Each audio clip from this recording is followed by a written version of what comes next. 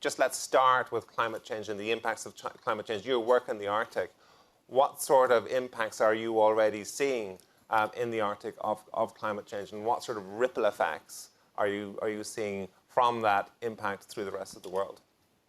Well, I think that it's very clear that the Arctic scientific community have very strong both observational and satellite data that are showing the changes that are happening in the Arctic.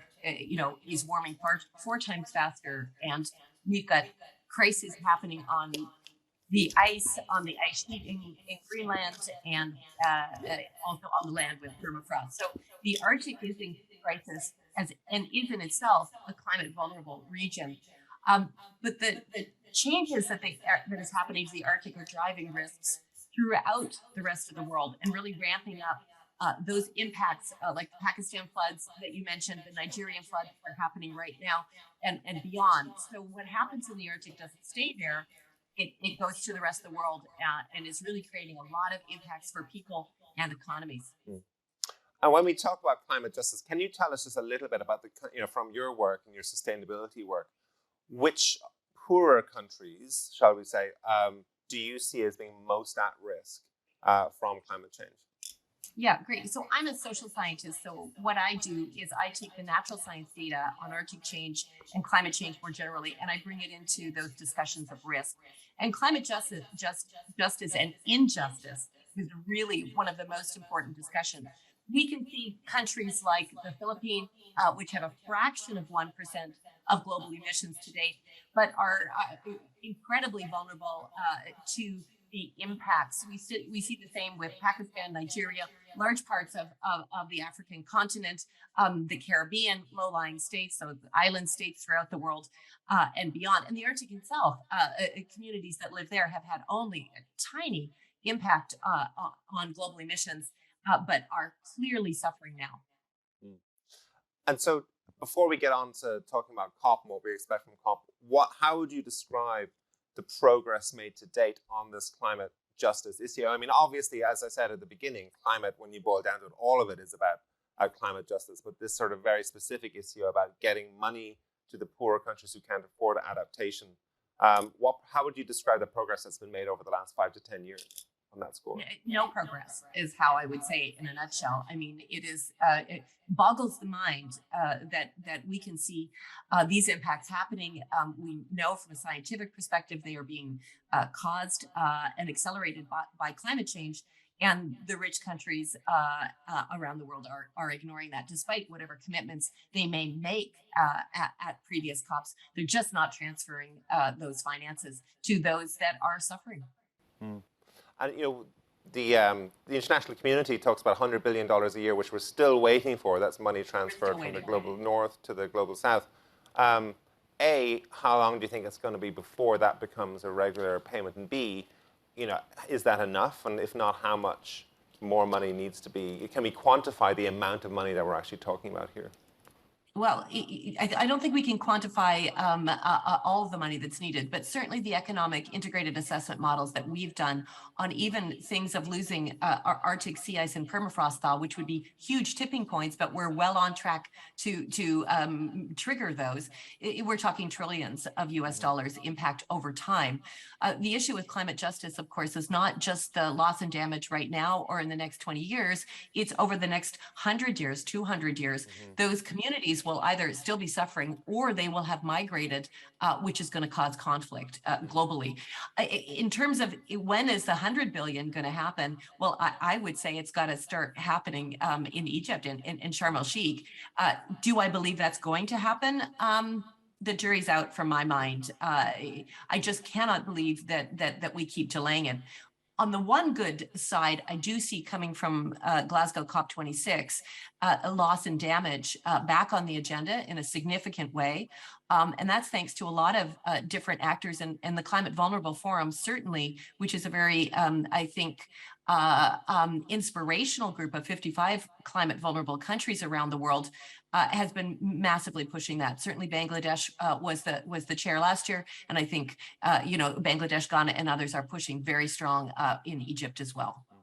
And just to clarify for the non-sort of climate experts here, loss and damage is essentially it's a climate reparations, right? So again, like Pakistan, we talked about, Pakistan would argue, historically speaking, we've only contributed a tiny fraction of the amount of CO2 in the atmosphere, and we are paying an unfair part of the impact of climate change, even though we didn't cause it. So we need reparations. John, and if I could give you an example, the Pakistan floods alone, not only was it a humanitarian disaster, but estimates are that the economic impact was somewhere around 30 billion US dollars. So that's just one event. They're not small potatoes here.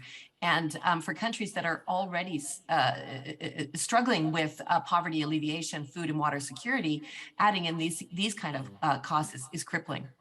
And do you think the moral charge of the imagery from Pakistan was incredible? For those of you who haven't seen it, I mean, it's some of the most striking video I've seen in recent years of the climate crisis. Do you feel that the moral charge of that event, of that tragedy, will move the needle a little bit as we get closer to COP and get down to these loss and damage negotiations?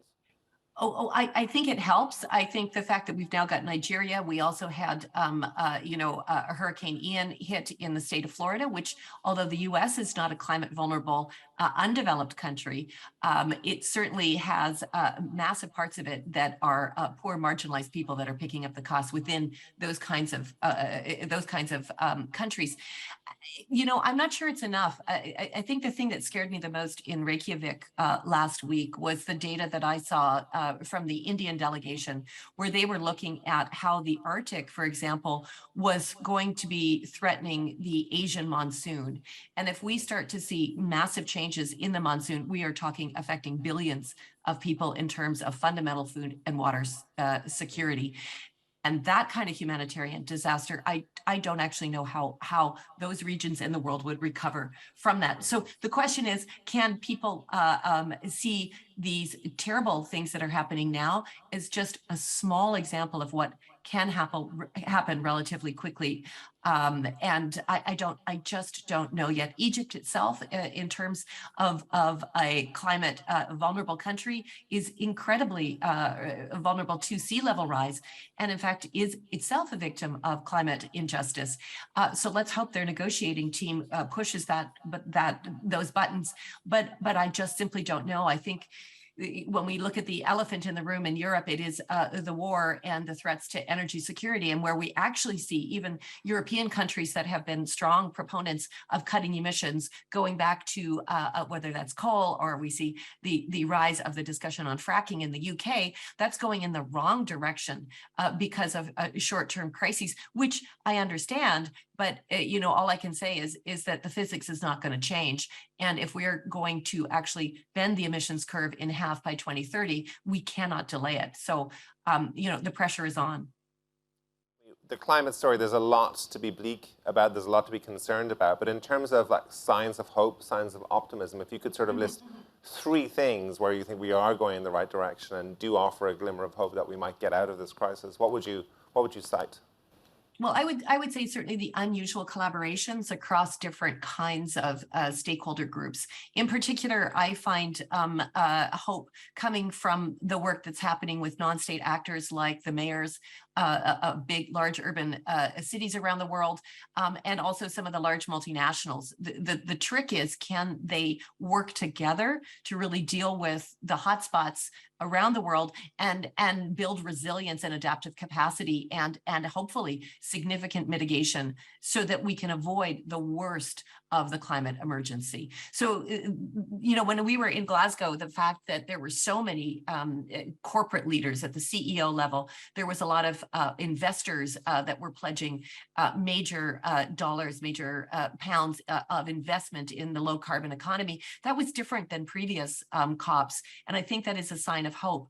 The trigger will be, do they actually act? And do they really act in a science-backed way. I think that's the key thing. We cannot just simply say we're going to act and then invest in non-sustainable alternatives. And an example is the COVID economic recovery funds that were once in a lifetime scale across the world of investment.